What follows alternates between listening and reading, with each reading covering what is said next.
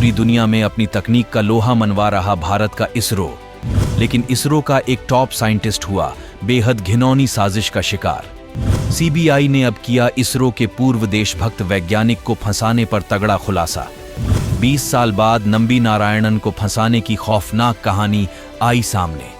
CBI के इस खुलासे को जिसने भी सुना उसके खड़े हो गए रोंगटे। दोस्तों, भारत समेत पूरी दुनिया में जब किसी आम इंसान को किसी के द्वारा सताया जाता है तो वो पूरी आशा और उम्मीद के साथ पुलिस के पास जाता है और ज्यादातर मामलों में पुलिस लोगों की मदद भी करती है। लेकिन दुर्भाग्य से इस डिपार्टमेंट में कुछ ऐसे लोग भी हैं जो अपने पद और पावर के गुरूर में इस कदर खो जाते हैं कि फिर उन्हें न तो अपना कर्तव्य याद रहता है और न ही जिम्मेदारी। वो मानवता और नैतिकता के सारे उसूलों को पैरों तले कुचलकर केवल और केवल अपने फायदे के लिए काम करते हैं।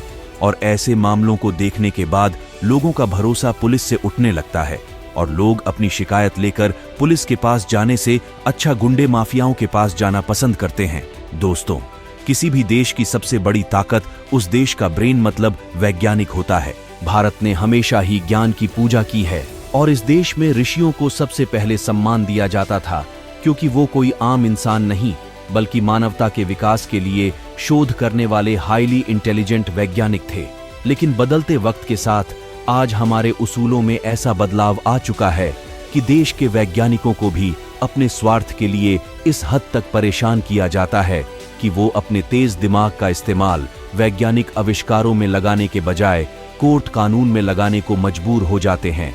आज हम इसरो के ऐसे ही एक वैज्ञानिक की कहानी आपको बताने जा रहे हैं, जिसे बेवजह एक झूठे केस में फंसाकर इतना परेशान किया गया कि उसका करियर, उसकी जिंदगी, उसकी प्रतिष्ठा और उसके अरमान सब कुछ बर्बाद हो गया। और इसके लिए अगर कोई जिम्मेदार था तो वो केवल और केवल एक आईपीएस ऑफिसर की हवस थी। दोस्तों, ये कहानी किसी आम इंसान की नहीं बल्कि भारतीय अंतरिक्ष अनुसंधान केंद्र के मशहूर वैज्ञानिक नंबी नारायण की है, जिसने एक नहीं भारत के लिए कई रॉकेट के इंजन बनाने में महत्वपूर्ण भूमिका निभाई थी। अब सीबीआई ने इसरो के जासूस को फंसाने की खौफनाक कहानी का खुलासा किया है। यकीन मानिए, इसे जिसने भी सुना उसके रोंगटे खड़े हो गए। नंबी नारायण के साथ इसरो के दूसरे वैज्ञानिकों को भी लपेटा गया।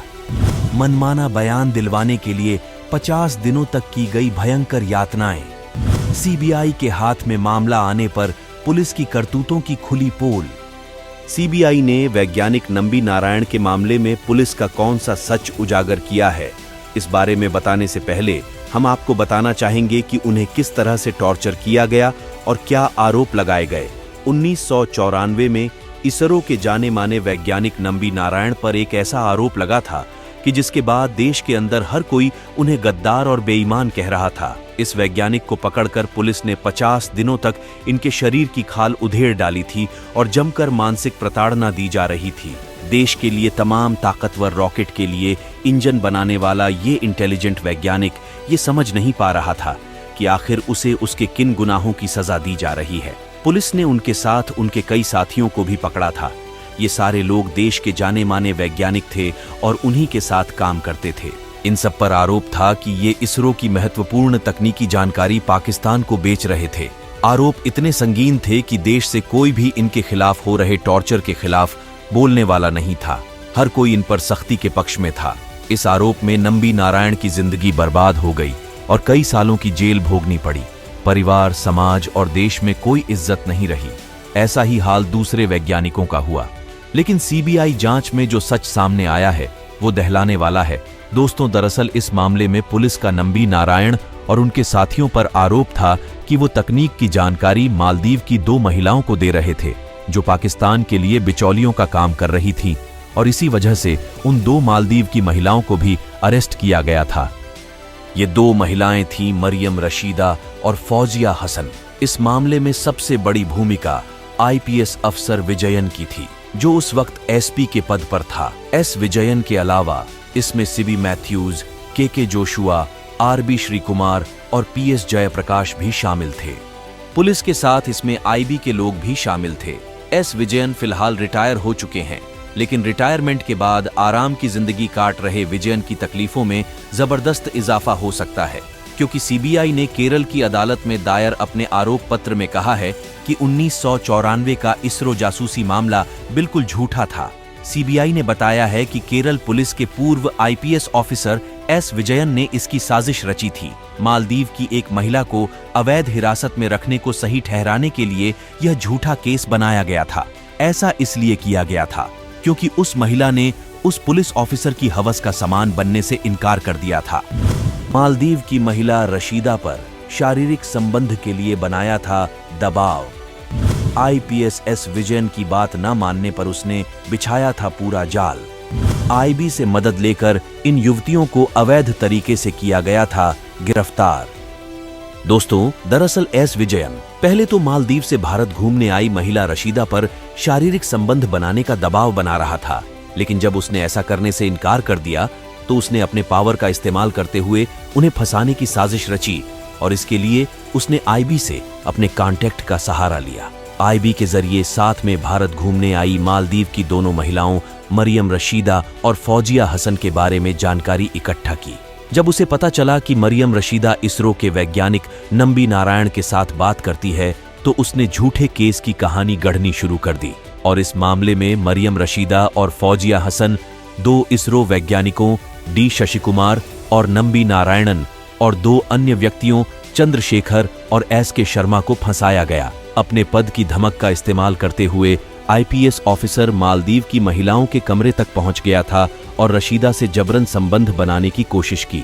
जब उसने इसका विरोध किया तो विजयन जल्दी से कमरे से बाहर निकल गया और मरियम रशीदा और फौजिया हसन के बारे में जानकारी जुटाई। इसके बाद विजयन ने उसका पासपोर्ट और माल्ले के लिए हवाई टिकट भी जब्त कर लिया, जिससे उसका वीजा का टाइम एक्सपायर होने के बाद भी वो वहां से नहीं जा सकी। बाद में उसे टाइम से ज्यादा रहने के आरोप में गिरफ्तार कर लिया गया। इसके बाद झूठी पूछताछ रिपोर्ट बनाई गई, जिसके बेस पर दूसरे लोग भी गिरफ्तार किए गए।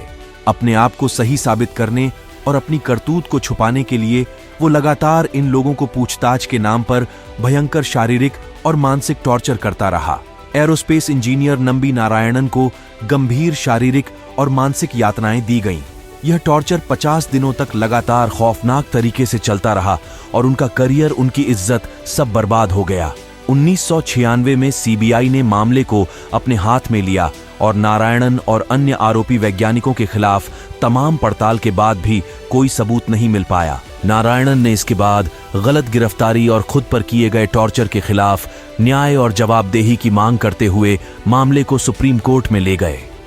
सीबीआई ने कहा है कि ये मामला शुरू से ही कानून और अधिकार के दुरुपयोग का उदाहरण है। मरियम रशीदा को अवैध रूप से हिरासत में लिया गया और झूठे मामले में फंसाया गया। जब उसने इसका विरोध किया तो उसने उन पर जासूसी का झूठा आरोप लगा दिया।